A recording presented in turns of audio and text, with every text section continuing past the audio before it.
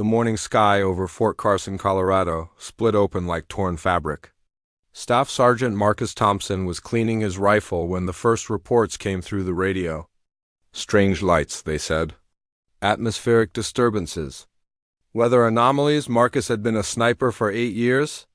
He'd served 3 tours overseas, earned 2 Bronze Stars, and could put a bullet through a playing card at 1,000 yards. But nothing in his military training had prepared him for what descended from the clouds that Tuesday morning. The ship was massive, easily the size of a city block, and perfectly silent. It hovered 200 feet above the base, casting a shadow that plunged the entire facility into artificial twilight. The hull gleamed like polished obsidian, smooth and featureless except for what looked like weapon ports along its underside. Within minutes, the base was in full alert. Soldiers scrambled to defensive positions while officers shouted orders through communication systems that suddenly began failing. Radios crackled with static. Cell phones went dead. Even the hardened military frequencies turned to white noise. Then the voice came not through speakers or radio, but somehow directly into everyone's mind. It was cold, mechanical, tinged with unmistakable condescension. "Primitive creatures of this insignificant world," the voice announced. "We are the hegemony of Zarian Prime. Your planet has been selected for resource extraction. Resistance is not only futile but laughably inadequate." Marcus felt the words pressing against his thoughts like ice-cold fingers. Around him, other soldiers were grabbing their heads, some dropping their weapons as they struggled against the alien telepathic broadcast. "However," the voice continued, "we find amusement in your military displays. Your weapons are crude, your tactics primitive, your accuracy pitiful. We offer you a demonstration." 3 smaller craft detached from the main ship's leak. Triangular vessels that moved with impossible grace. They arranged themselves in a perfect formation above the base's firing range, where wooden targets stood at various distances. A beam of brilliant blue light erupted from the lead craft. It struck the targets with surgical precision, one after another, from the closest at 50 yards to the farthest at 2,000 yards. Each target burst into flames instantly, reduced to ash in seconds. The entire demonstration took less than 30 seconds. "Your best marksman," the voice said, with what could only be described as electronic laughter, "require scopes, calculations, wind adjustments. We require only thought. Your bullets travel at mere hundreds of meters per second. Our particle beams move at light speed. You are children playing with stone tools while we wield the power of stars." General Morrison, the base commander, had reached the communications bunker. He was a career military man who'd faced down insurgents, terrorists, and hostile governments. His voice was steady as he activated the emergency broadcast system. "This is General James Morrison. United States Army, you have entered American airspace without authorization and made threats against American personnel. Withdraw immediately or face the consequences." The alien laughter that followed was not transmitted telepathically. It boomed from speakers that materialized in the air around the base, a sound like grinding metal mixed with digital static. "Consequences?" The voice mocked. "From your powder-based projectiles? Your chemical propellants? Show us, human. Show us your finest warrior. Let your best marksman demonstrate these consequences you threaten." Marcus felt every eye turned toward him. He was known throughout the base hell, throughout the army, as one of the finest shots in the military. He'd won 3 consecutive all-army marksmanship competitions. His record for longest confirmed kill was 2,847 yards, a shot that had taken out a high-value target in Afghanistan under impossible conditions, but this was different. These weren't human enemies with human limitations. These were beings from another world with technology that defied everything he understood about physics and warfare. General Morrison approached him, his face grim. "Thompson, I'm not ordering you to do this. But if you're willing—" Marcus looked up at the alien ship, then at his rifle. A standard M408-5 sniper rifle, chambered in .308 Winchester. It had served him well in dozens of combat situations. The scope was a Leopold Mark IV, precise and reliable. In his hands, this weapon could reach out and touch targets at incredible distances, but what could it do against alien technology that seemed to mock the very laws of physics?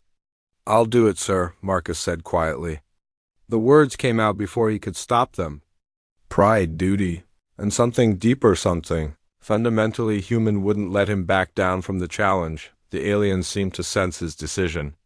The voice returned, dripping with amusement. "Excellent. The primitive chooses to display his inadequacy. We shall provide a suitable target."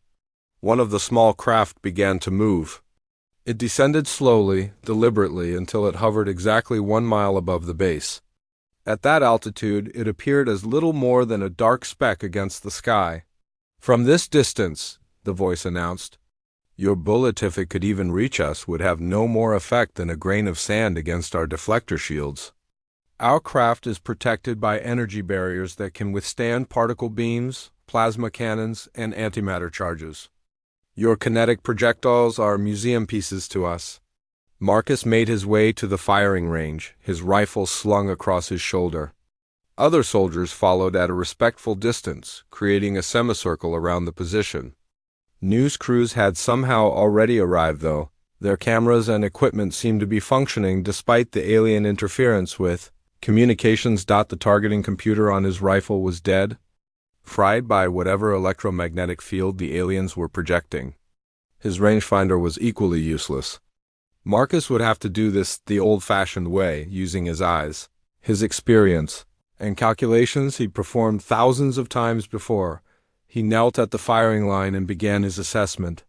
1 mile up, the alien craft was holding position with mechanical precision. No drift, no movement caused by wind or atmospheric disturbance. It was, in many ways, an easier target than many he'd engaged in combat, except for the shields. And the fact that his target could probably vaporize him with a thought. Marcus adjusted his scope for the range, factoring in bullet drop over 5,280 feet. He'd need to aim significantly high. His bullet would arc in a parabola, climbing for the first portion of its flight before gravity began its inexorable pull downward. Wind would be minimal at this range and altitude, but he'd still need to account for the Earth's rotation over the bullet's flight time. The mathematics were complex, but he'd done them so often they were second nature. Muzzle velocity, 2,650 feet per second. Time to target, approximately 6.2 seconds. Bullet drop, roughly 180 inches, requiring a 35-minute elevation adjustment. He made the adjustments to his scope with practiced precision. Around him, the base had fallen silent. Even the aliens seemed to be waiting, probably eager to demonstrate the futility of human resistance. Marcus loaded a single round into the chamber. Lake City match ammunition, the best the military had to offer. A 175-grain boat tail hollow point that he'd used to make impossible shots before. He pressed his cheek against the stock, finding his natural point of aim, and began to control his breathing. Through his scope, the alien craft looked larger, but still impossibly distant. He could make out details now: the smooth hull, what appeared to be weapon ports, and a faint shimmer that must be their deflector shields. The barrier was visible as a slight distortion in the air around the vessel, like heat haze on a summer day. "Whenever you're ready, Primitive," the voice said, and Marcus could hear the smirk in it. "Take your shot. Show us the pinnacle of human marksmanship. We are curious to see this grain of sand strike our defenses." Marcus's finger found the trigger. He'd made shots like this before: long range, challenging targets, life-or-death situations, but never against an enemy that claimed to be invulnerable. Never against technology that seemed to render everything he knew about warfare obsolete. He thought about his training instructors, men who taught him that no target was impossible if you understood the fundamentals. Breathing, sight picture, trigger squeeze, follow through. The same principles that had guided marksmen for centuries, from the muskets of the Revolutionary War to the precision rifles of the modern age. Maybe the aliens were right. Maybe his bullet would be nothing more than a grain of sand against their shields. But Marcus Thompson had spent his entire adult life proving that impossible shots were just shots that required more patience and precision. He centered the crosshairs on the alien craft. made one final adjustment for the slight breeze he felt on his face, and slowly began to squeeze the trigger. The rifle would fire in moments, sending a single bullet on a journey that would either validate humanity's warrior spirit or prove their technological helplessness. Either way, Marcus thought as his trigger finger completed its controlled press. At least they'd know that humans didn't back down from a fight. No matter how impossible the odds, the shot was about to ring out across Fort Carson, and with it, everything the aliens thought they knew about human warfare was about to be tested. The spark that erupted from the alien shield lasted only a fraction of a second, but Marcus caught it through his scope. More importantly, the aliens had noticed it too. For the first time since their arrival, the mocking voice carried a note of uncertainty. "Anomalous energy discharge detected," the voice announced, though it tried to maintain its condescending tone. Shield matrix experienced minor fluctuation. Recalibrating defensive parameters. Marcus smiled grimly. Minor fluctuation, his ass. That spark meant his theory was right. The alien shields were sophisticated beyond human understanding, but they were designed for a different kind of warfare. They could stop particle beams, plasma cannons, and antimatter charges, weapons that delivered massive amounts of energy in focused bursts. But kinetic impacts, especially repeated impacts in the same general area, were causing system stress. "General," Marcus called out, not taking his eye from the scope, "I need every sniper on the base." "Right now?" Morrison looked confused. "Thompson, what are you thinking?" "Cascade failure, sir." Marcus was already calculating the math in his head. Their shield isn't just an energy barrier. It's a network of energy projectors working in harmony. Each impact creates stress on the system, and if we can overload multiple nodes simultaneously... Understanding dawned on the general's face. He'd been an infantry officer before his promotion to command, and he understood the principle.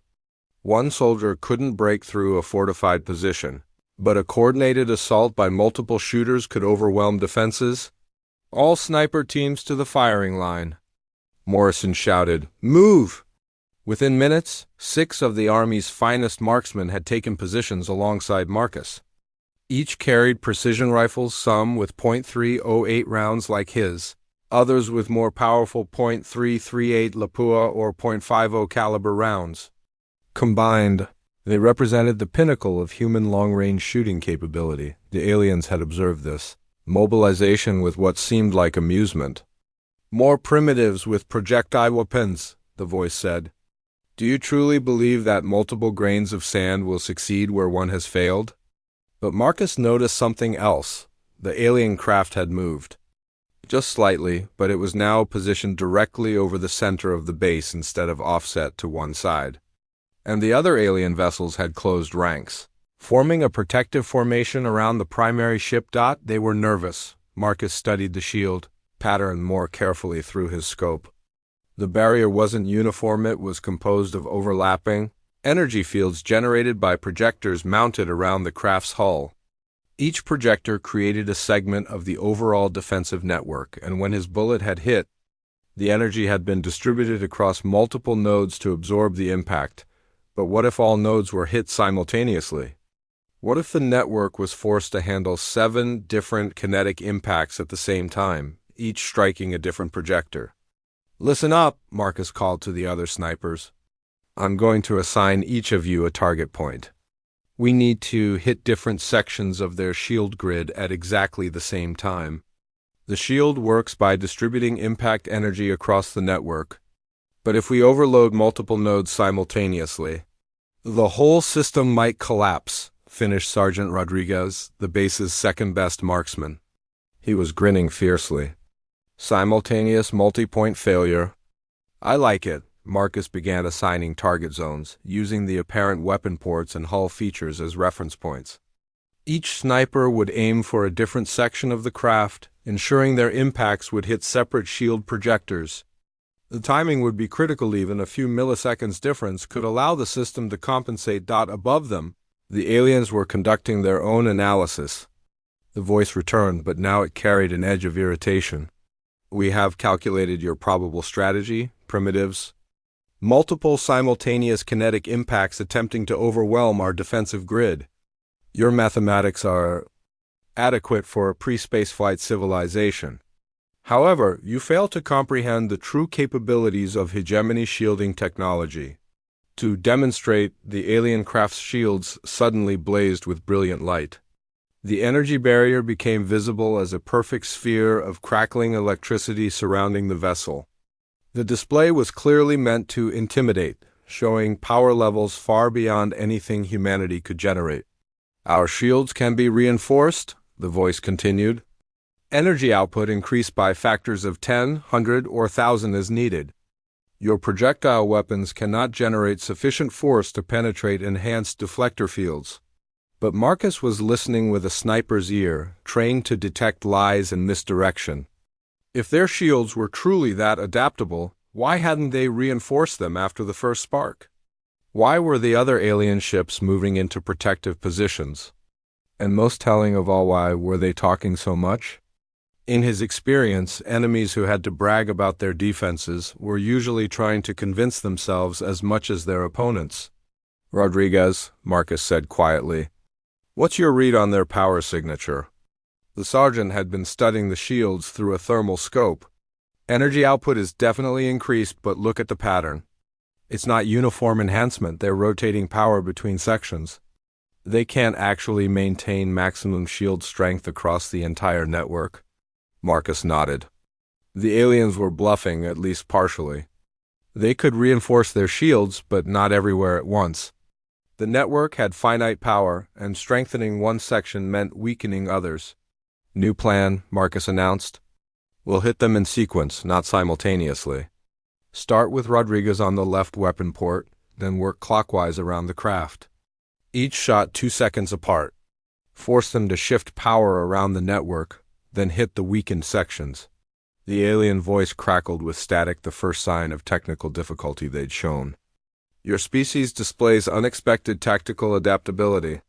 However, adaptation means nothing when facing absolute technological supremacy. We shall now demonstrate. The transmission cut off abruptly. Through his scope, Marcus could see activity on the alien craft's hull. Panels were opening and closing rapidly, weapon ports were extending and retracting, and the hull itself seemed to be shifting between different configurations. They weren't just adjusting their shields, they were reconfiguring their entire defensive posture. They're scared, Marcus realized. Actually scared. They're throwing everything they have at defense because they know we found a weakness. General Morrison had joined them at the firing line, along with most of the base personnel. Word was spreading through military channels worldwide somehow. Despite the communication blackout, news of the standoff was reaching other commands. Satellite imagery was being analyzed, backup plans were being formed, and humanity was watching to see if 7 soldiers with rifles could accomplish what entire armies might not. Snipers ready? Marcus called out. Ready? Came the chorus of responses. Marcus settled behind his rifle for what he knew would be the most important shot of his life. Not just for his military career, not just for the base, but potentially for the future of human civilization. If the aliens were really planning to harvest Earth's resources and relocate the population, this might be humanity's only chance to prove they weren't helpless primitives. Through his scope, the alien craft looked different now. The hull was still that flowing, liquid metal, but Marcus could see stress patterns in the shield matrix. The energy barrier flickered and pulsed irregularly, no longer the steady, confident glow it had maintained before. Power was definitely being routed around the network, creating temporary weak points as different sections took turns at maximum strength. On my mark, Marcus called out. Rodriguez, target the left weapon port. Jackson, the forward sensor cluster. Chun, the rear propulsion unit. He assigned each sniper a specific target, choosing points that appeared to correspond to shield projector locations. The key was forcing the alien system to choose. It couldn't protect everything at maximum strength simultaneously. Mark! Rodriguez fired first, his .338 Lapua round streaking upward to strike the left side of the craft. The shield flared bright white at the impact point, successfully stopping the bullet but consuming enormous power to do so. 2 seconds later, Jackson fired at the forward section. Again, the shield held, but Marcus could see power being rerouted. The left side dimming slightly as energy flowed forward. Chun's shot came next, striking the rear of the craft and forcing another power shift. With each impact, the shield network was being forced to adapt, moving energy around like water trying to fill multiple holes at once. By the time the sixth sniper fired, the strain was becoming visible. The shield flickered constantly now, bright spots appearing and disappearing as the system struggled to maintain integrity across all sectors. "My turn," Marcus whispered, settling his crosshairs on his assigned target, a section of hull that appeared to house a primary shield projector node.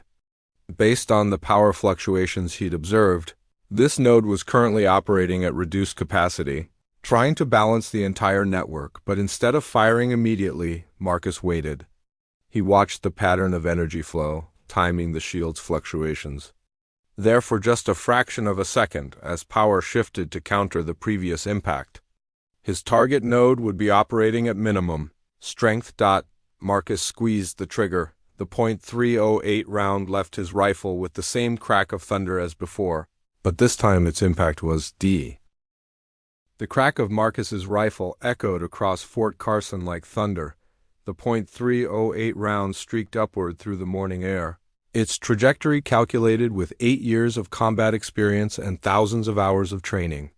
Every person on the base and the millions watching through mysteriously functioning news feeds held their breath. The bullet struck the alien craft's shields with a brilliant flash of blue light. For a split second, the energy barrier flickered, rippling like water disturbed by a thrown stone. The alien vessel remained motionless, seemingly unaffected. Then came the laughter. It wasn't the cold, mechanical mockery from before. This was genuine alien amusement, transmitted directly into every human mind on the base. It felt like ice picks stabbing behind their eyes. "Magnificent!" the voice declared. "The primitive actually managed to reach our position. We detect a kinetic projectile impact of approximately 2,400 foot-pounds of energy. For comparison, our defensive shields are rated to withstand particle beams producing 12 million times that force." The alien craft began to descend, moving with fluid grace until it hovered just 300 feet above the ground. At this distance, Marcus could see details of its construction through his scope. The hull wasn't just smooth, it seemed to shift and flow like liquid metal. Weapon ports opened and closed along its surface like breathing gills. "However," the voice continued, "we acknowledge your effort. Few primitive species manage to achieve such range with chemical propellants. As a reward for this entertainment, we shall provide you with a more comprehensive demonstration." 3 more alien vessels materialized out of thin air around the base perimeter. They hadn't descended from the mothership, they had simply appeared as if stepping through invisible doorways in space itself. Each craft was different in design, suggesting different roles or perhaps different alien species within their coalition. Marcus lowered his rifle, his mind racing. His shot had hit, that was certain, but it had accomplished nothing except amusing their captors. The energy readings they'd mentioned were beyond anything in human weapons technology. 12 million times more powerful than his rifle meant their shields could probably withstand direct hits from nuclear weapons. General Morrison appeared at his side, his face grim but determined. "Good shot, Thompson. At least we know we can reach them." "Sir, with respect, reaching them isn't the problem," Marcus replied, his voice tight with frustration. "That shield absorbed my round like it was a spitball. We need bigger guns." The general shook his head. "Already tried to contact Peterson Air Force Base, but their communications are jammed too. Whatever these things are broadcasting, it's shutting down everything electronic for hundreds of miles." Above them, the aliens were beginning their demonstration. The first craft, sleek and silver like a flying blade, targeted the base's main communications array. A beam of coherent energy lanced out, not destroying the structure but somehow altering it at a molecular level. The steel tower began to twist and bend, reshaping itself into an abstract sculpture that gleamed with unnatural colors. "Matter reorganization," the voice explained clinically.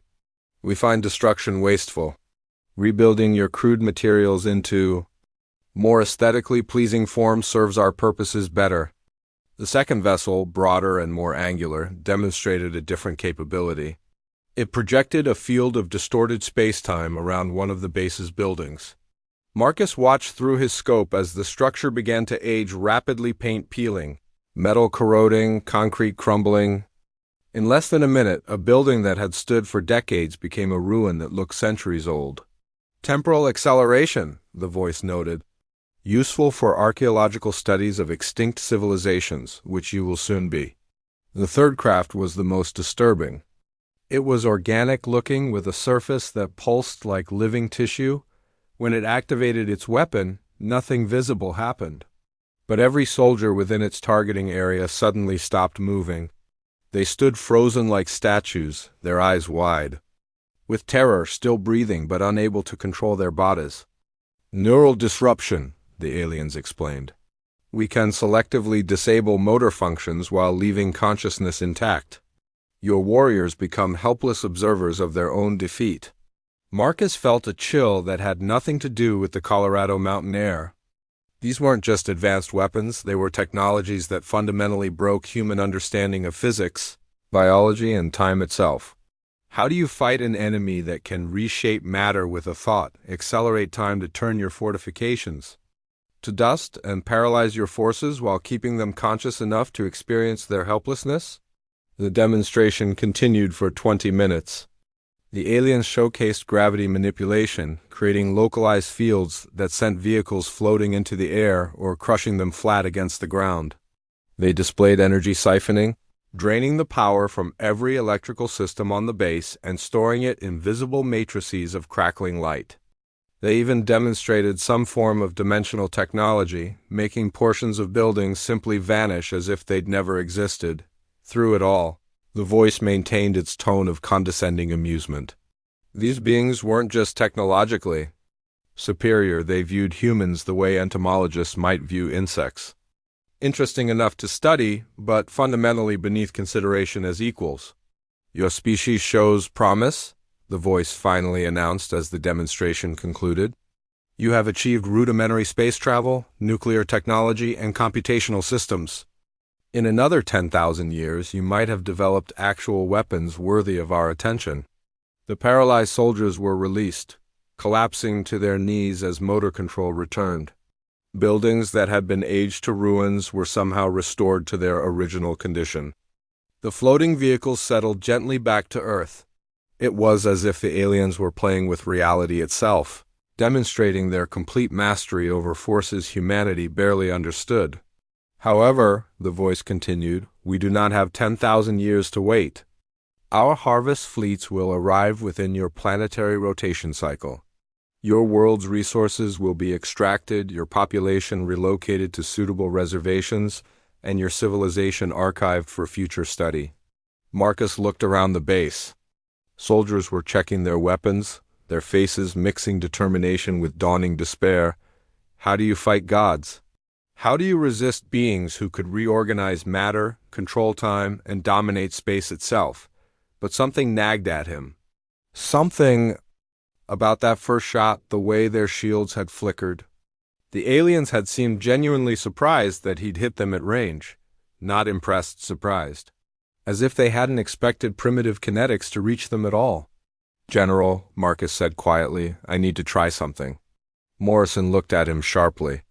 Thompson, I appreciate the courage, but we just saw what they can do. Our conventional weapons are useless. Maybe, sir. But I want to test something. Marcus was already moving back to his firing position, his mind working through calculations. They said their shields can stop particle beams and antimatter charges, high-energy weapons. But what if the shield technology is designed specifically for those kinds of attacks? The general frowned. What are you thinking? Marcus knelt behind, his rifle again studying the alien craft through his scope. Kinetic energy is different from directed energy. A bullet isn't a beam, it's a physical object with mass and momentum. Maybe their shields are optimized for energy weapons, not solid projectiles. But you already tried. The bullet didn't penetrate. No, sir, it didn't, but it hit, and their shield flickered. Marcus was loading another round, his hands moving with practiced efficiency. In Afghanistan, I had to learn about different types of armor. Ceramic plates that could stop rifle rounds were vulnerable to sharp impacts from different angles. Kevlar that was bulletproof could be cut with a knife. He settled into his firing position again, but this time he studied the alien craft with different eyes. The shield wasn't just an energy barrier, it was technology, and all technology had limitations. The question was finding the right approach. What if their shields are frequency-tuned? Marcus muttered, adjusting his scope. What if they're specifically designed to deflect certain types of energy, but kinetic impacts at the right velocity might? Above them, the aliens had noticed his preparations. The voice returned, now openly mocking. The primitive persists in his futile gestures. We detect elevated stress hormones, increased heart rate, and other biological indicators of what you call determination. How amusing. Does your species truly believe that repeating a failed action will produce different results? Marcus ignored the taunts and focused on his breathing. But this time, he wasn't just calculating range and windage. He was thinking about material science, about the way different types of impacts affected different types of defenses. In his years of service, he'd learned that sometimes the answer wasn't more force, it was the right kind of force, applied in the right way. He'd noticed something during his first shot. The shield hadn't just absorbed the bullet's energy, it had responded to the impact, rippling outward from the point of contact. That suggested it was a reactive defense, something that adapted to incoming threats. But what if it was too good at adapting? What if it was designed to counter the kinds of sophisticated weapons an advanced civilization would use, but hadn't been programmed?